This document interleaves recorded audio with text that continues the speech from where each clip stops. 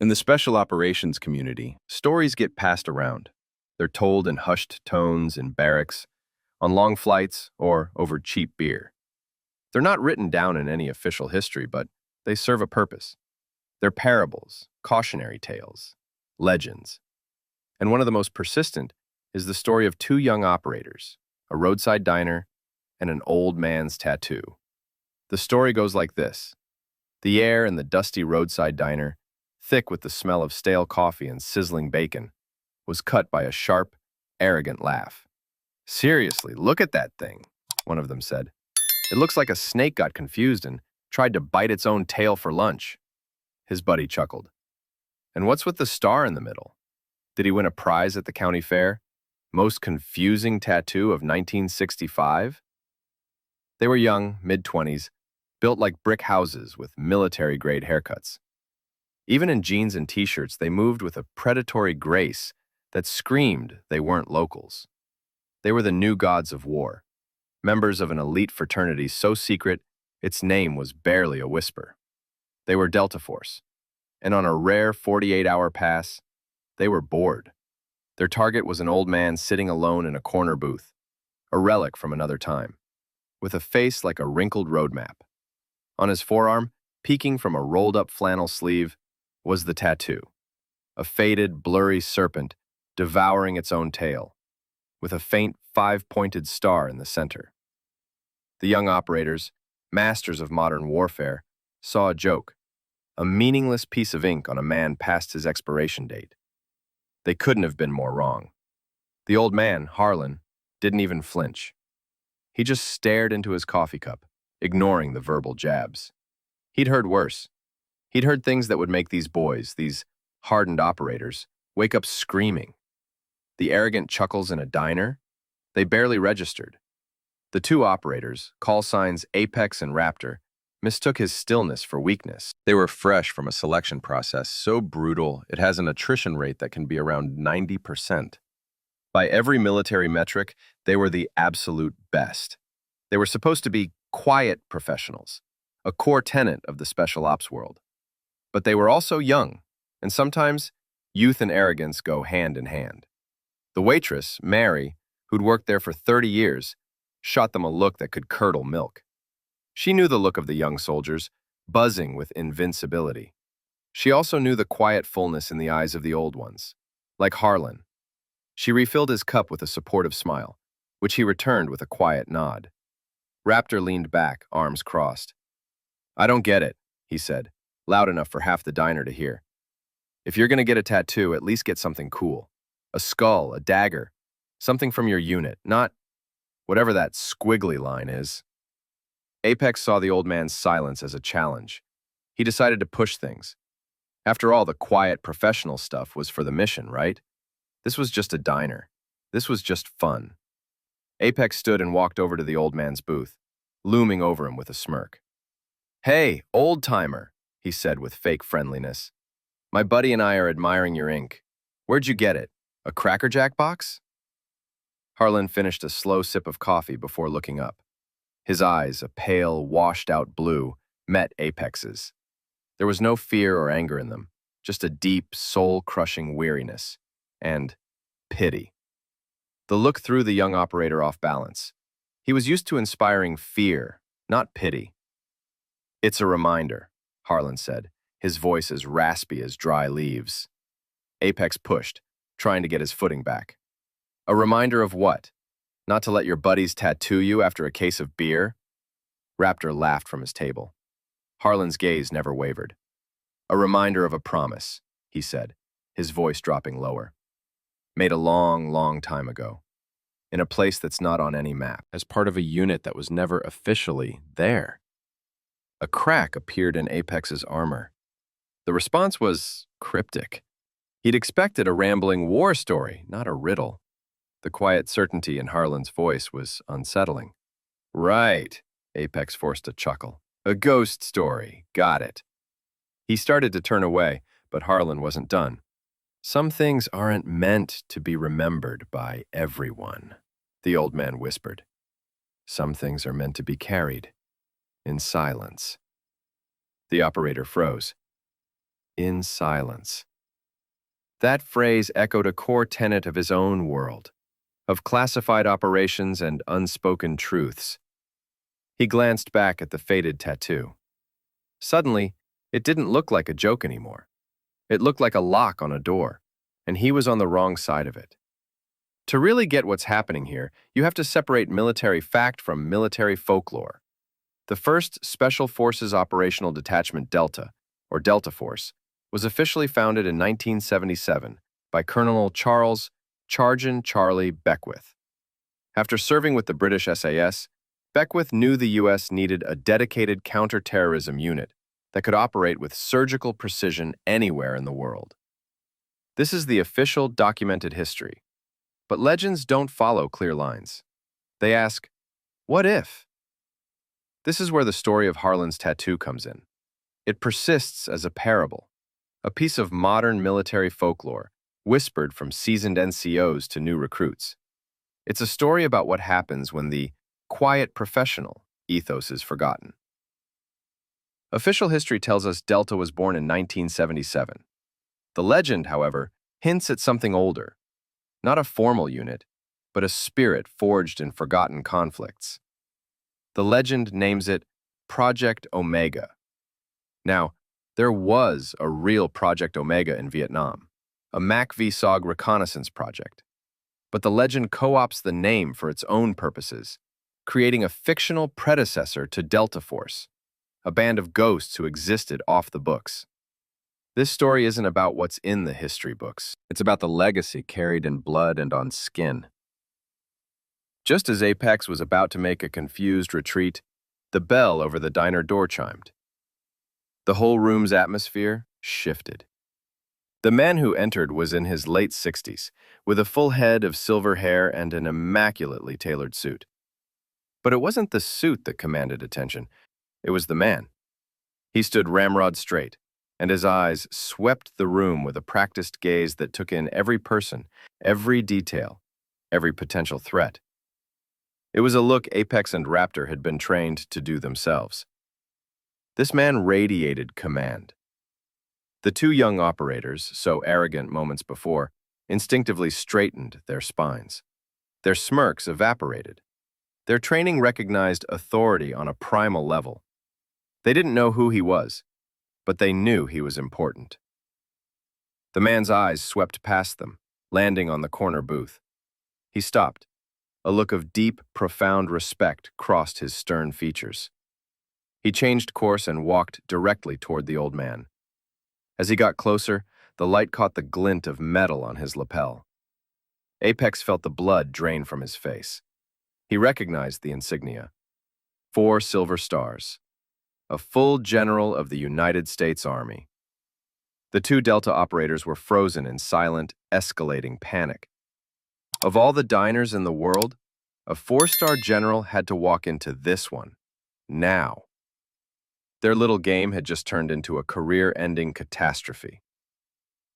The general stopped at Harlan's table, his command persona melting away, replaced by genuine warmth.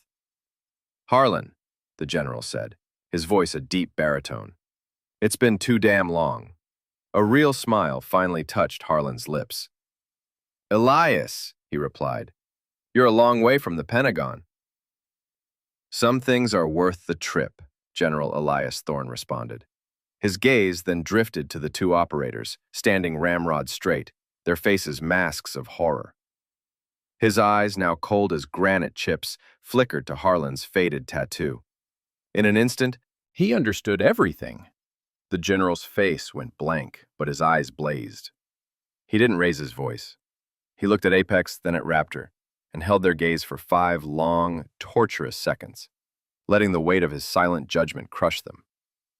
Finally, he turned back to Harlan, though his words were clearly for the 2 operators. "Some of the new breed," he said calmly. "They read the latest chapter and think they wrote the book. They don't understand they're just a single sentence on a page, in a volume they've never even heard of." He paused. "They forget what the foundation was built on. They forget the cost." Then, he did something that forever shattered the 2 young men's pride. Slowly, with deliberate gravity, General Thorne undid the polished cufflink on his left sleeve. He began to roll it up his forearm. And there, on the sinewy arm of a serving four-star general, was the tattoo. It wasn't faded. The lines were crisp and dark, but it was identical. A serpent locked in an eternal circle, devouring its own tail. And in the center, a single, sharp, five-pointed star. The Ouroboros. The silence in the diner was absolute. Apex and Raptor could only stare, their minds struggling to process the impossible image. This symbol, which they dismissed as a drunk mistake on a forgotten old man, was now staring at them from the arm of one of the most powerful military leaders on the planet. They looked from the general's arm to Harlan's and back again. The faded ink and the fresh ink, two sides of the same coin. The joke was on them, and it was the most humbling moment of their lives. General Thorne finally looked at the two shell-shocked operators, his expression now one of profound disappointment. "You boys think you're the tip of the spear," he began, his voice low. "And you are, today. But every spear has a shaft made of hickory that was hardened in fires you can't even imagine." He gestured toward Harlan. "You see this ink, and you think you know what it is. You don't have a clue. This isn't a unit tattoo. It's a vow." The general leaned against the booth. Long before there was a Delta Force, before JSOC was even an acronym, there was a problem. The Cold War was at its most frigid, and things happening in the shadows needed resolving, quietly. So, a handful of men were handpicked from the Green Berets, Rangers, and airborne units, ghosts. They were gathered under a designation designed to be forgotten, Project Omega. The general's eyes grew distant. Omega. The last letter. The end. That's what we were, the last resort. Our records weren't classified, they were non-existent.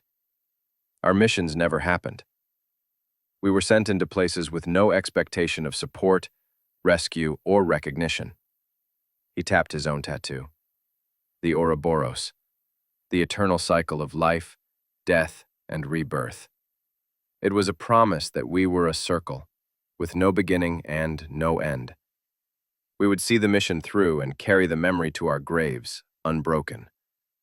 And the star, his voice softened, was for the principle we served, in absolute darkness, for a country that would deny we ever existed. Thorne's gaze shifted to Harlan. Charlie Beckwith was a brilliant man who built Delta into the finest counterterrorism unit in the world. But the spirit of Delta, the idea of a quiet professional operating in the shadows, that spirit was forged by men like Harlan Whitaker. He then told a story without dates or locations, of a compromised mission, a two-man team ambushed. Harlan, providing overwatch, fought his way down to them, laid down fire like a whole platoon, patched them up, and carried and dragged them for 3 days through the jungle to a clandestine extraction point. There was no medal for that, the general said, his voice thick with emotion. No citation. The two men he saved officially had a training accident. Harlan's record for that time is a blank page. The only proof it ever happened, the only medal he ever got, is that faded piece of ink on his arm. As power, the weight of the story settled on Apex and Raptor. Their arrogance had been completely dismantled. They stood before Harlan not as elite warriors, but as humble children. "Sir," Apex stammered, his voice cracking, speaking to Harlan, "there's no excuse. I am deeply sorry for my disrespect." Raptor could only nod, his throat tight. "Sir," he managed to choke out, "my deepest apologies." Harlan looked at them, their shame punishment enough. He saw two men who had just learned a lesson that would stay with them forever. He gave a slow, deliberate nod. "We were all young once," he said, "full of fire. Just remember, you never know what battles an old man fought to earn the gray in his hair." General Thorne placed a hand on Harlan's shoulder and laid a crisp $100 bill on the table. "Mary," he called to the waitress, "whatever he wants for the rest of his life, it's on my tab." He helped his old friend up. As they walked out, Thorne paused and looked back at the two operators. "You have your next training objective," he said, his voice cold and clear. "Learn your history." And then they were gone, leaving Apex and Raptor standing in the deafening silence. Their world irrevocably changed. The story of Harlan and General Thorne is, in all likelihood, a work of fiction. There's no public record of a Project Omega as described, or a four-star general revealing a secret society tattoo in a diner. The Ouroboros is an ancient symbol for eternity, but it's not a known emblem of any U.S. Special Operations unit. But the fact that it isn't historically accurate doesn't mean the story isn't true. Its truth lies in the message. It's a powerful parable about the sacred ethos of the quiet professional, a value that is the bedrock of the Special Operations community. It's a cautionary tale about what happens when arrogance eclipses humility. The story resonates because it reminds us that the foundations of today's elite institutions were laid by men whose names are lost to time, whose heroic deeds were performed in total anonymity. The faded ink on an old veteran's arm might seem insignificant, but that ink can represent a lifetime of service, a bond of brotherhood, and a promise to carry the memory of those who didn't come home. It's a symbol that true strength is often quiet. Real honor needs no audience, and wisdom is earned through trials that leave scars, both visible and invisible. Stories like this are a vital part of our shared heritage, reminding us of the unseen sacrifices that protect our way of life. If you believe in honoring our veterans and ensuring their legacies are never forgotten, do us a favor and hit that like button and share this story. And to make sure you don't miss more stories that uncover the hidden history and forgotten heroes of our armed forces, subscribe to the channel and ring that notification bell. In the end, the ink on Harlan Whitaker's arm, blurred and faded by time, held more meaning than any medal pinned to a uniform. It wasn't just a tattoo. It was an emblem of an unspoken vow and a silent testament to a powerful truth. The most important stories are often the ones that can never be told. So before you judge the faded marks on an old veteran's skin, pause. You might be looking at a living monument to a piece of history you were never, ever meant to know.